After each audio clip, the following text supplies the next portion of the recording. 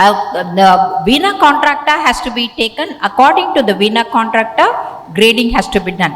And most important is diastolic flow reversal in descending aorta is very important. Holodiastolic flow reversal in abnormal aorta is 100% sensitive and 97% specific for the aortic regurgitation.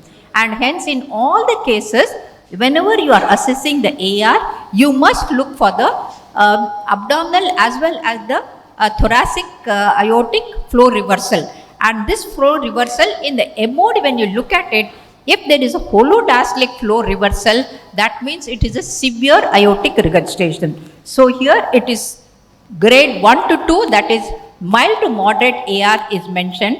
And mild to moderate AR, that means still balloon dilatation for mitral stenosis is not a absolute contraindication. Still it can be done, but provided the mitral stenosis balloon dilatation is not possible in this patient, and then we have to assess the aortic valve also, because the surgeon can do the aortic valve repair also. And here, apart from the vena contracta, we have to look at the width, that is the ratio of the LVOT as well as the width, and that also has to be taken to decide about the aortic regurgitation severity. And apart from that, the tricuspid regurgitation is very important in this patient, because whenever we do the left-sided intervention, whether surgical or non-surgical, if the tricuspid valve is involved, the outcome is very bad. And that's how we have to assess the tricuspid valve, whether there is associated tears, organic thickening, beaded appearance, and whether the TR is functional, the secondary to the pulmonary hypertension. So vena contracta less than 5 is still procedure is important. If the vena contracta is more than 7, and then the aortic valve repair or the replacement also are important. Now when you compare, this is a 24 years old lady, she is going to get married and have children, so we have to think of her future. So here heart valve replacement needs anticoagulation, which is like almost a contraindication. When she conceives, there can be anticoagulation complications will be there, whereas the heart valve repair, no anticoagulation is required, and the shorter time before reoperation. And that's how we know we have to think of the non-surgical options, and especially non-valve replacement.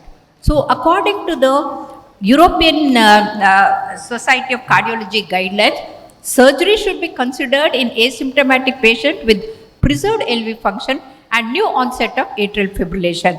But here we are not thinking of the surgical options. Surgical option is thought only if the LA dimension is very high. The huge giant left atrium is there. That happens when there is a MS-MR combination. And here you can see that the left atrium is going beyond the right atrium. This is a giant one. So there the surgical left atrial plication is done by the surgeon, and post plication you can see that the LV contours become normal. So here it is 50, and that means that it is likely to develop, she is likely to develop atrial fibrillation at any time.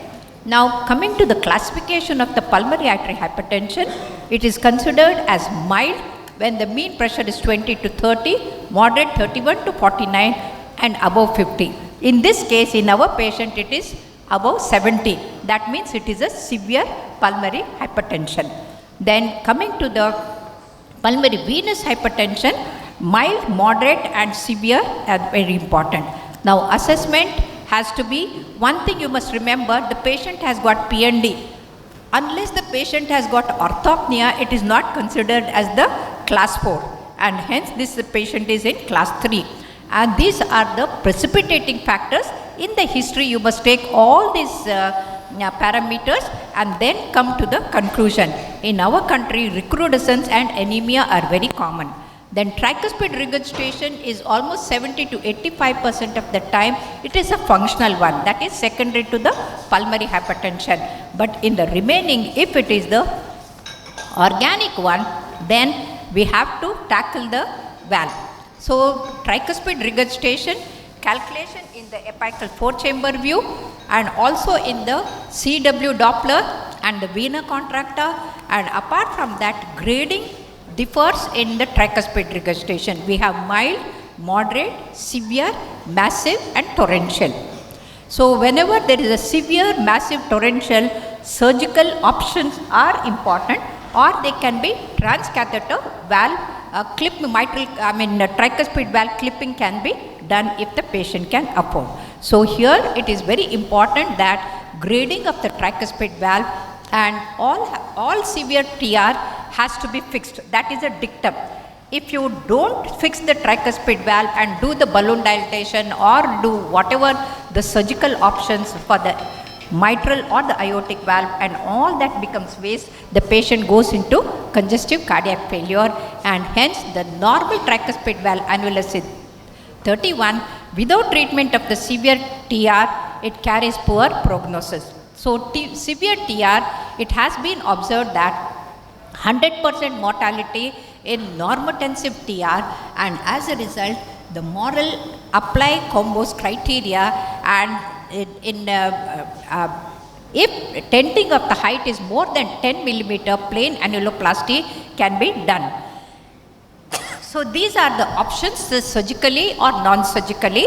We have the tri-clip which is available. If patient can afford the cost, they can go for the transcatheter tri-clip replacement, and transcatheter annular, and apart from that we have a direct suture annuloplasty which reduces the annulus. We have a direct ring annuloplasty where a ring is put, and the coaptation enhancement can be done surgically, and the valve replacement is the last option. So in this patient, the surgeon can take a call whether it is a direct suture annuloplasty or the ring has to be put for the tricuspid valve. If you look at the natural history of the TR, whenever the annulus becomes dilated, the patient has to be treated. So in our case, first option is balloon dilatation, that is PTMC, plus transcatheter valve replacement. If the patient cannot afford the cost, then OMP with the aortic valve repair and the tricuspid valve annuloplasty, and LA plication if the patient is likely to develop the ERP. So we have two options, surgical and non-surgical. In non-surgical, we have the balloon dilatation and the tri-clip for the tricuspid valve, and then the surgical option, all the three valves can be repaired by the surgeon. So here outcomes in our own hospital, we have 1686 repairs were done in 18 years, and 5 replacements were done later on for the endocarditis. Most of them they did very well, and this is published in a book. So friends, echo plays a major role in prevention, treatment as well as the prevention of the complications. So to conquer the rheumatic heart disease, we have to use the echo criteria and be specific about what we do. So echocardiography is the key technique used to confirm the diagnosis of the valve lesion. All quantification methods to assess severity of the valvular lesions have limitations. They combine a number of measurements, therefore their use requires experience and integration of the number of measurements rather than the reliance on the single parameter. So take-home measures are diagnosis of the severity of the valve lesion by clinical examination is very important. Do not rely upon a one parameter. Specify assessment of the mitral, mild or the significant lesion. Echocardiography and the Doppler evaluation is a gold standard. Has clinical examination just been relegated to the screening tool? No.